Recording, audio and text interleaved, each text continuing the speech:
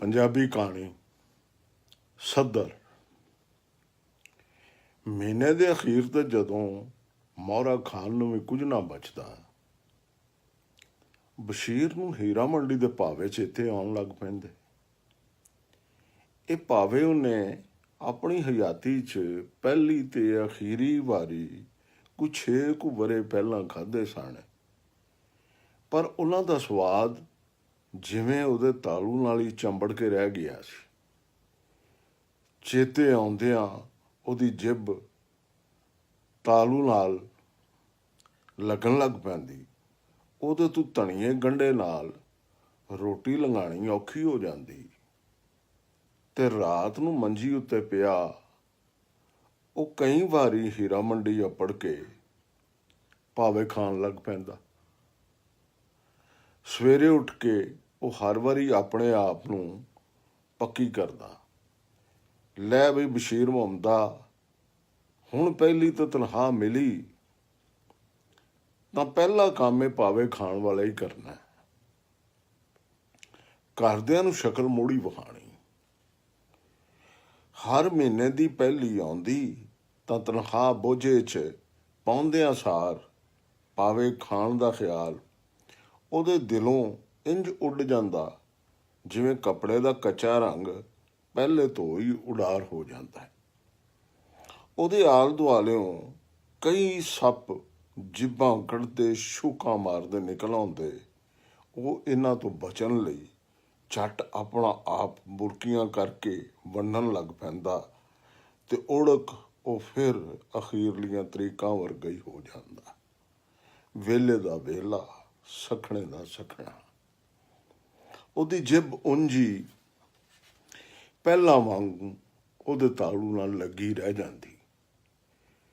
ਪਕਾਉਣ ਨੂੰ ਤਾਂ ਬਸ਼ੀਰ ਦੀ ਘਰਵਾਲੀ ਸ਼ਾਦੋ ਵੀ ਭਾਵੇਂ ਵਧੀਆ ਪਕਾ ਲੈਂਦੀ ਸੀ, ਪਰ ਹੀਰਾ ਮੰਡੀ ਵਾਲਿਆਂ ਕੋਲ ਤਾਂ ਪਤਾ ਨਹੀਂ ਕਿਹੜੀਆਂ ਲਜ਼ਤਾਂ ਸਨ, ਕਿਹੜੇ ਸਵਾਦ ਸਨ ਜਿਹੜੇ ਉਹ ਭਾਵਿਆਂ 'ਚ ਧੂੜ ਦਿੰਦੇ ਸਨ ਜਾਂ ਰਚਾ ਦਿੰਦੇ ਸਨ। ਉਹਨੂੰ ਕੁਝ ਸਮਝ ਨਾ ਆਉਂਦੀ।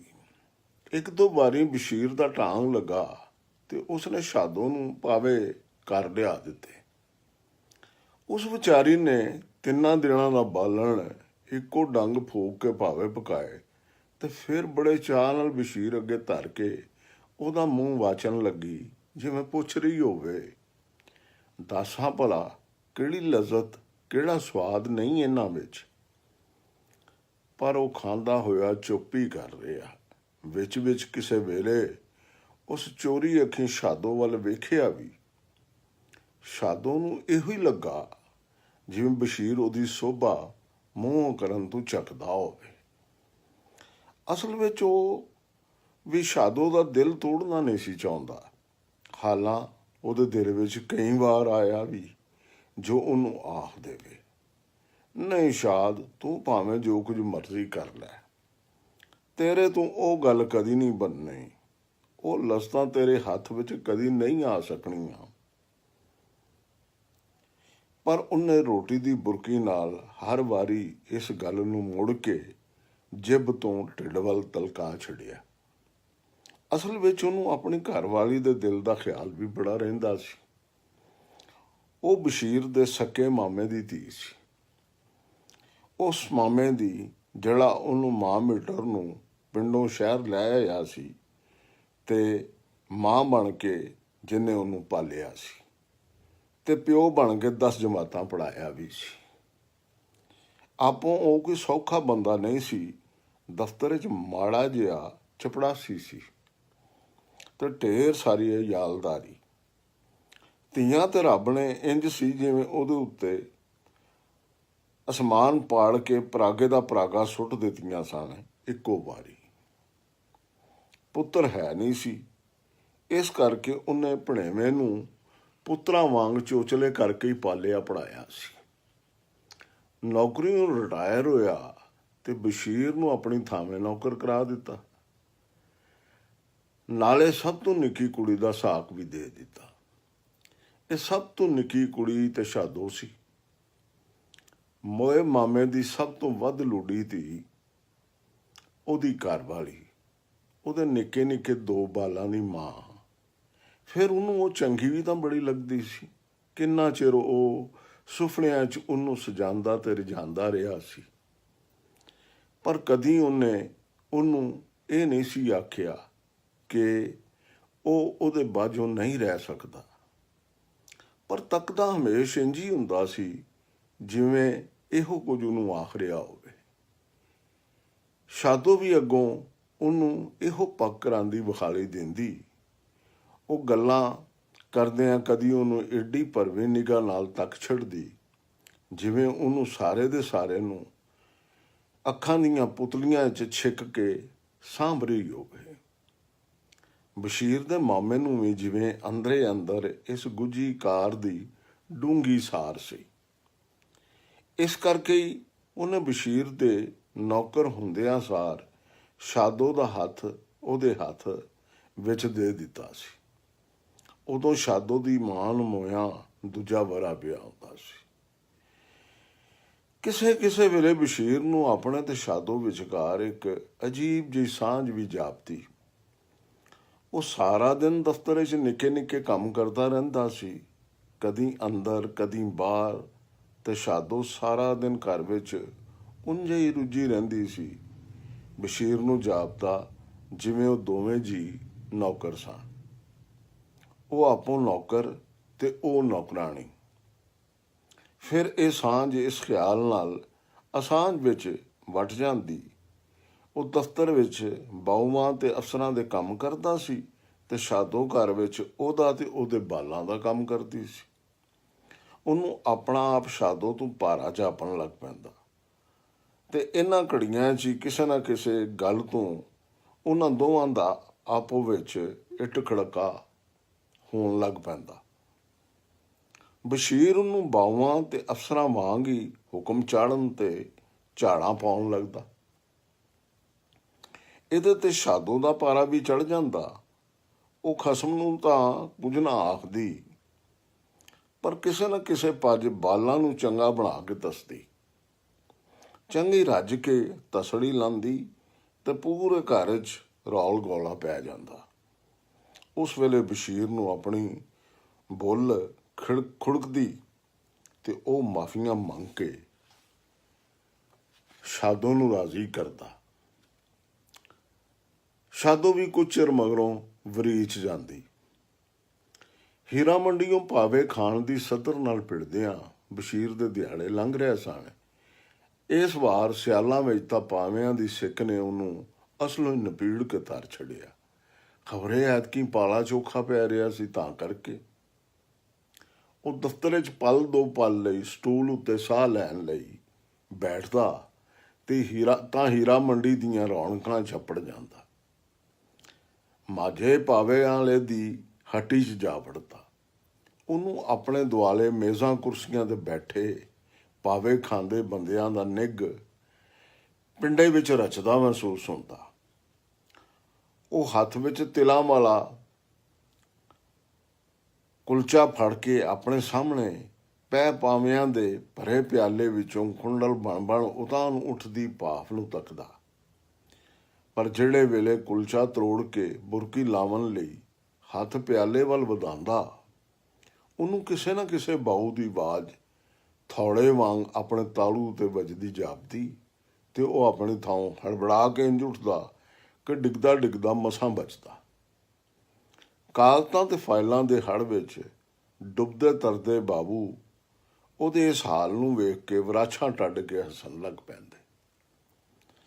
ਫਿਰ ਇੱਕ ਰਾਤ ਘਰ ਵਿੱਚ ਸੁੱਤਿਆਂ ਬਸ਼ੀਰ ਨੇ ਫੈਸਲਾ ਕਰ ਲਿਆ ਬਈ ਇਸ ਪਹਿਲੀ ਤੇ ਭਾਵੇਂ ਸੂਰੀ ਲਾਂਘਿਓਂ ਕਿਉਂ ਨਾ ਚੜ ਪਵੇ, ਉਸ ਤਨਖਾਹ ਲੈ ਕੇ ਸਿੱਧਾ ਘਰ ਨਹੀਂ ਪਰਤਣਾ। ਸਗੋਂ ਪਹਿਲਾਂ ਹੀਰਾ ਮੰਡੀ ਜਾਣਾ, ਆਪ ਰੱਜ ਕੇ ਪਾਵੇ ਖਾਣੇ ਨੇ ਤੇ ਫਿਰ ਸ਼ਾਦੋ ਤੇ ਦੋਵਾਂ ਕੁੜੀ ਮੁੰਡੇ ਲਈ ਲੈ ਕੇ ਆਉਣੇ ਨੇ। ਦੇਣਾ ਲੈਣਾ ਤਾਂ ਹਰ ਮਹੀਨੇ ਹੀ ਹੁੰਦਾ ਹੈ। ਐਤਕੀ ਨਾ ਹੋਇਆ ਤਾਂ ਅਗਲੇ ਮਹੀਨੇ ਅੱਧਾ ਤੇ ਨਿਬੜ ਹੀ ਜਾਸੀ। ਇਸ ਜੱਗ ਤੇ ਵੀ ਕਿਹੜਾ ਰੋਜ਼ ਦਿਹਾੜੀ ਟੁਰਿਆ ਰਹਿਣਾ ਹੈ। ਉਹ ਹੁਣ ਬੜਾ ਉਤਾਵਲਾ ਹੋ ਕੇ ਪਹਿਲੀ ਦੇ ਆਉਣ ਦੀ ਉਡੀਕ ਕਰਨ ਲੱਗ ਪਿਆ। ਰੋਜ਼ ਦਿਨ ਗਿਣਦਾ, ਅੱਜ 5 ਦਿਨ ਰਹਿ ਗਏ ਨੇ, ਅੱਜ 4, ਅੱਜ 3। ਇਦੋਂ ਪਹਿਲਾਂ ਉਸ ਕਦੀ ਵੀ ਤੇ ਇੰਜ ਨਹੀਂ ਸੀ ਕੀਤਾ। ਸਗੋਂ ਦਿਲ ਹੀ ਦਿਲੇ 'ਚ ਉਹ ਬਾਜ਼ੇ ਵੇਲੇ ਇਹ ਵੀ ਆਖ ਦਿੰਦਾ, ਇਹ ਹਿਸਾਬ ਕਿਤਾਬ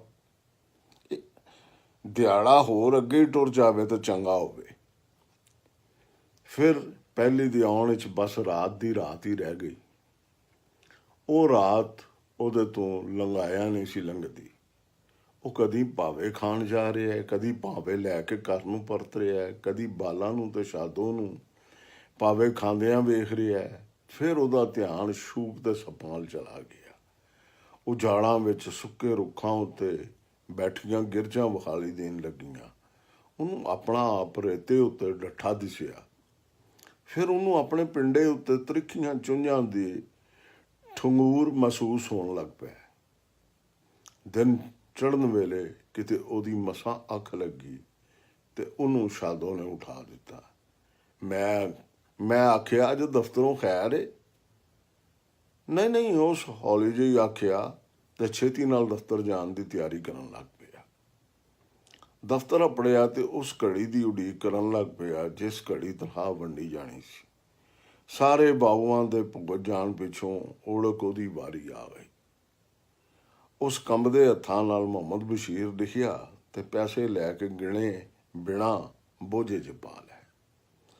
ਪਿਛਲੇ ਪੈਰ ਜਦੋਂ ਬਸ਼ੀਰ ਦਫ਼ਤਰ ਵਿੱਚ ਹਰ ਸ਼ੈ ਕੁੰਝ ਸਾਂਭ ਕੇ ਬਾਹਰ ਨਿਕਲਿਆ ਤਾਂ ਉਸਨੇ ਇੱਕ ਵਾਰੀ ਬੋਝੇ ਵਿੱਚ ਪੈਸਿਆਂ ਦੀ ਤਸੱਲੀ ਕੀਤੀ ਤੇ ਫਿਰ ਘਰ ਨੂੰ ਜਾਣ ਦੀ ਥਾਂ ਸ਼ਹਿਰ ਵਾਲੇ ਪਾਸੇ ਟੁਰ ਪਿਆ। ਉਹ ਫੁੱਟਪਾਥ ਤੇ ਟੁਰਿਆ ਜਾ ਰਿਹਾ ਸੀ। ਉਹਦੇ ਸੱਜਿਓਂ ਖੱਬਿਓਂ ਹੋਰ ਲੋਕੀ ਵੀ ਫੁੱਟਪਾਥ ਉੱਤੇ ਆ ਜਾ ਰਹੇ ਸਨ। ਉਹਨੂੰ ਇੰਜ ਲੱਗ ਰਿਹਾ ਸੀ ਜਿਵੇਂ ਉਹ ਸਭ ਉਹਨੂੰ ਹੀ ਤੱਕਦੇ ਹੋਏ ਲੰਘ ਰਹੇ ਸਨ, ਉਹਦੀਆਂ ਹੀ ਗੱਲਾਂ ਕਰ ਰਹੇ ਸਨ। ਉਹਦੇ ਵਿੱਚ ਅੱਜ ਖਬਰੇ ਕੋਈ ਅਚਰਜ ਤਬਦੀਲੀ ਆ ਗਈ ਸੀ। ਤਬਦੀਲੀ ਤਾਂ ਬਸ ਇੰਨੀ ਸੀ ਵੀ ਉਹਦੀ ਜੇਬ ਵਿੱਚ ਅੱਜ ਹਰੇ ਰੰਗ ਦੇ ਕੁਝ ਨੋਟ ਸਨ, ਖੜ ਕਰਦੇ ਨੋਟ। ਪੂਰਾ ਮਹੀਨਾ ਵਿਹਲੀ ਰਹਿਣ ਵਾਲੀ ਜੇਬ ਵਿੱਚੋਂ ਨੋਟ ਹੋ ਸਕਦਾ ਹਰ ਕਿਸੇ ਨੂੰ ਵਿਖਾਲੀ ਦੇ ਰਹੇ ਹੋਣ। ਉਸ ਮਨ 'ਚ ਸੋਚਿਆ, ਪਰ ਕੀ ਸਾਡੇ ਕੋਲ ਪੈਸੇ ਨਹੀਂ ਹੋ ਸਕਦੇ? ਪੂਰਾ ਮਹੀਨਾ ਗੋਲ ਪੋਣਾ ਕਰੀਦਾ, ਕੋਈ ਹੱਕ ਤੇ ਨਹੀਂ ਮਾਰਦੇ ਕਿਸੇ ਦਾ, ਚੋਰੀ ਤਾਂ ਨਹੀਂ ਕਰਦੇ ਕਿਸੇ ਐਰੇ ਗੈਰੇ ਦੀ। ਬਸ਼ੀਰ ਉੱਚੀ ਬੁੜਬੁੜ ਕਰਨ ਲੱਗ ਪਿਆ। ਕੋਲੋਂ ਲੰਘਦਿਆਂ ਕਈਆਂ ਜਨਾਨੀਆਂ ਬੰਦਿਆਂ ਉਹਨੂੰ ਇੰਜ ਬੋਲਦਿਆਂ ਵੇਖ ਕੇ ਤੱਕਿਆ ਤੇ ਫਿਰ ਪਾਗਲ ਸਮਝ ਕੇ ਅਗਾਂਹ ਲੰਘ ਗਏ। ਸੂਰਜ ਡੁੱਬਣ ਵਾਲਾ ਸੀ ਤੇ ਸੜਕ ਦੇ ਆਸੇ-ਪਾਸੇ ਖਲੋਤੀਆਂ ਬਿਲਡਿੰਗਾਂ ਦੀਆਂ ਹਿੱਕਾਂ ਤੇ ਮੱਥਿਆਂ ਉੱਤੇ ਵੱਡੇ ਸਾਈਨ ਬੋਰਡ ਜਗਣ ਲੱਗ ਪਏ ਸਨ। ਮਹਿੰਗੀਆਂ ਸ਼ੈਵਾਂ ਦੇ ਇਸ਼ਤਿਹਾਰ, ਸਾਬਣਾਂ, ਪਾਊਡਰਾਂ, ਕੱਪੜਿਆਂ ਦੇ ਵਿਖਾਲੇ, ਬੈਂਕਾਂ ਵੱਲੋਂ ਲਿਖੇ ਬੱਚਤ ਦੀਆਂ ਮਸ਼ਹੂਰੀਆਂ, ਬੱਚਤ ਦੀਆਂ ਫਜ਼ੀਲਤਾਂ ਦੀ ਚਰਚਾ ਹੋ ਰਹੀ ਸੀ। ਹੁਣ ਉਹ ਹੀਰਾ ਮੰਡੀ ਦਾ ਮੋੜ ਮੁੜ ਚੁੱਕਿਆ ਸੀ। ਉਹਨੂੰ ਜਾਪਿਆ ਉਹ ਮੇਲੇ ਵਿੱਚ ਆ ਵੜਿਆ। ਪਾਨ ਸਿਗਰਟ ਦੀਆਂ ਦੁਕਾਨਾਂ, ਚਾਹ ਘਰ, ਹੋਟਲ, ਸੜਕ ਹਰ ਥਾਂ ਜਗਮਗ ਕਰ ਰਹੀ ਸੀ। ਹਰ ਥਾਵੇਂ ਬੰਦੇ ਹੀ ਬੰਦੇ ਸਨ। ਫਿਲਮੀ ਰਿਕਾਰਡਾਂ ਦੀ ਆਵਾਜ਼ ਨੇ ਹਰ ਸ਼ਹਿ ਨੂੰ ਆਪਣੇ ਕਲਾਵੇ ਵਿੱਚ ਲਿਆ ਹੋਇਆ ਸੀ। ਹਰ ਕੋਈ ਪਕੜ ਹੀ ਸੀ। ਟੁਰਨਾ ਫਿਰਨਾ, ਹੱਸਣਾ ਬੋਲਣਾ, ਆਵਾਜ਼ਾਂ, ਰੌਲਾ ਬੰਦਿਆਂ ਦਾ ਹੀ ਸੀ ਸਭ ਕੁਝ, ਪਰ ਬੰਦਿਆਂ ਵਾਲਾ ਨਹੀਂ ਸੀ। ਬਸ਼ੀਰ ਸੌਲਾ ਜਿਹਾ ਪੈਣ ਲੱਗ ਪਿਆ। ਉਹਨੂੰ ਆਪਣਾ ਆਪ ਉਸ ਪੱਤਰ ਵਾਂਗੂ ਲੱਗ ਰਿਹਾ ਸੀ ਜਿਹਨੂੰ ਹਵਾ ਨੇ ਉਡਾ ਕੇ ਪਾਣੀ ਵਿੱਚ ਲਿਆ ਸੁੱਟਿਆ ਹੋਵੇ, ਤੇ ਹੁਣ ਉਹ ਬੇਵੱਸ ਹੋ ਕੇ ਉੱਧਰ ਹੀ ਵਗਦਾ ਜਾ ਰਿਹਾ ਸੀ ਜਿੱਧਰ ਉਹਨੂੰ ਪਾਣੀ ਵਗਾ ਰਿਹਾ ਸੀ। ਉਹ ਭੀੜ ਵਿੱਚ ਰੁੜਦਾ ਜਾਂਦਾ ਕਿਸੇ ਬੰਦੇ ਨਾਲ ਜਾ ਵੱਜਿਆ। ਇਹ ਕੋਈ ਅਚਕਨ ਟੋਪੀ ਵਾਲਾ ਬੰਦਾ ਸੀ, ਗੋਸ਼ਤ ਦਾ ਪਹਾੜ। ਬਸ਼ੀਰ ਝੱਟ ਉਹਦੇ ਤਰਲੇ ਲੈਣ ਲੱਗ ਪਿਆ। ਮੈਨੂੰ ਕੁਝ ਨਾ ਕਿਹਾ ਜੇ, ਮੈਂ ਕੋਈ ਸ਼ਰਾਰਤ ਨਹੀਂ ਕੀਤੀ ਜੀ ਤੁਹਾਡੇ ਨਾਲ, ਮੈਨੂੰ ਮਾਫ ਕਰ ਦਿਓ ਸਰ, ਹਜ਼ੂਰ ਮਾਈ ਬਾਪ। ਔਰ ਜਾ ਹੁਣ ਮਗਰੋਂ ਵੀ ਲੱਥ, ਕੀ ਦੰਦੀਆਂ ਹੀ ਕੱਢੀ ਜਾਣਾ। ਉਂਝ ਹੀ ਸ਼ਰੀਫ ਲੋਕਾਂ ਦੀ ਹੁਣ ਕੋਈ ਥਾਂ ਨਹੀਂ ਰਹੀ ਇੱਥੇ। ਜਿਹਨੂੰ ਵੇਖੋ ਮੂੰਹ ਚੁੱਕ ਕੇ ਆਣ ਵੜਦਾ ਹੈ। ਅਚਕਨ ਟੋਪੀ ਵਾਲਾ ਉਹਨੂੰ ਝਾੜ ਪਾ ਕੇ ਹੁਣ ਆਪਣੇ ਆਪ ਨਾਲ ਬੋਲ ਰਿਹਾ ਸੀ। ਬਸ਼ੀਰ ਭਿੱਜੇ ਚੂਹੇ ਵਾਂਗ ਬਚਦਾ ਬਿਛਾਂਦਾ ਟੁਰਨ ਲੱਗ ਪਿਆ। ਉਹ ਚਿੰਤਾਮੰਦ ਸੀ ਜੋ ਉਹਦਾ ਕੱਪੜਾ ਵੀ ਇੱਥੇ ਕਿਸੇ ਦੇ ਕੱਪੜਿਆਂ ਨਾਲ ਲੱਗ ਗਿਆ ਤੇ ਉਹਦੀ ਉਹ ਕੁੱਤਿਆ ਹੋਵੇਗੀ ਜੋ ਰਹਿ ਰੱਬ ਦਾ ਨਾਂ। ਤੇ ਫਿਰ ਉਹਨੂੰ ਪਤਾ ਹੀ ਨਾ ਲੱਗਾ ਉਹ ਕਿਹੜੇ ਵੇਲੇ ਮਾਝੇ ਦੀ ਦੁਕਾਨ ਤੇ ਅੱਪੜ ਗਿਆ ਸੀ ਤੇ ਕਿਹੜੇ ਵੇਲੇ ਮੇਜ਼ ਤੇ ਜਾ ਬੈਠਾ ਸੀ।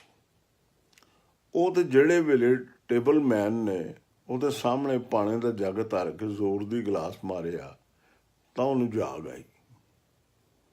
ਵੱਡੇ ਵੱਡੇ ਪਤੀਲਿਆਂ ਚੋਂ ਭਾਫ ਦੇ ਲੱਛੇ ਉੱਠ ਰਹੇ ਸਨ ਤੇ ਮਾਝਾ ਆਪ ਉਹਨਾਂ ਦੇ ਕੰਢੇ ਖੜਕਾ ਕੇ ਗਾਹਕਾਂ ਨੂੰ ਭੁਗਤਾ ਰਿਹਾ ਸੀ। ਟੇਬਲ ਮੈਨ ਬਸ਼ੀਰ ਨੂੰ ਹਲੂਣ ਕੇ ਆਪ ਕਿਸੇ ਹੋਰ ਦਾ ਆਰਡਰ ਲੈਣ ਟੁਰ ਗਿਆ ਸੀ। ਬਸ਼ੀਰ ਨੇ ਹੋਠਾਂ ਉੱਤੇ ਮੁਸਕਰੇਵਾਂ ਲਿਆਂਦਿਆਂ ਆਪਣੇ ਬੋਝੇ ਨੂੰ ਹੱਥ ਮਾਰਿਆ ਤੇ ਉਹ ਤ੍ਰਿਭਕ ਜਿਹਾ ਗਿਆ। ਅੱਜ ਤੇ 1 ਤਰੀਕ ਹੈ, ਪੈਸੇ ਕਿੱਧਰ ਗਏ? ਬੋਝਾ ਵਿਹਲਾ ਸੀ। ਉਹ ਆਪਣੀ ਥਾਂ ਉੱਠ ਖਲੋਤਾ। ਉਹਨੂੰ ਆਪਣੇ ਆਲੇ ਦੁਆਲੇ ਦੀ ਹਰ ਸ਼ੈ ਲਾਟੂ ਵਾਂਗ ਘੁੰਮਦੀ ਜਾਪੀ। ਉਹਨੂੰ ਲੱਗਾ ਉਹ ਫਰਸ਼ ਉੱਤੇ ਟਹਿ ਪਿਆ ਸੀ। ਉਹ ਦੋਹਾਂ ਹੱਥਾਂ ਨਾਲ ਸਿਰ ਫੜ ਕੇ ਕੁਰਸੀ ਉੱਤੇ ਬਹਿ ਗਿਆ। ਪਤੀਲੇ ਚੋਂ ਭਾਫ ਦੇ ਬਦਲ ਪੂਤਨੇ ਬਣ ਉਹਨੂੰ ਤੱਕਦੇ ਪਏ ਸਨ। ਬਸ਼ੀਰ ਕੁਝ ਚਿਰ ਇੰਜੇ ਬੈਠਾ ਰਹਿਣ ਪਿੱਛੋਂ ਹੁੰਬਲਾ ਮਾਰ ਕੇ ਆਪਣੀ ਥਾਂ ਉੱਠਿਆ, ਜਿਵੇਂ ਉਹਨੂੰ ਆਪਣਾ ਚੋਰ ਚੇਤੇ ਆ ਗਿਆ ਸੀ। ਤੇ ਫਿਰ ਉਹ ਵਰਿਆਂ ਬੱਧੀ ਹੀਰਾ ਮੰਡੀ ਦੀਆਂ ਚਾਨਣੀਆਂ ਤੇ ਅੰਦਰਾਤੀਆਂ ਗਲੀਆਂ ਵਿੱਚ ਆਪਣਾ ਚੋਰ ਭਾਲਦਾ ਰਹਿ ਗਿਆ।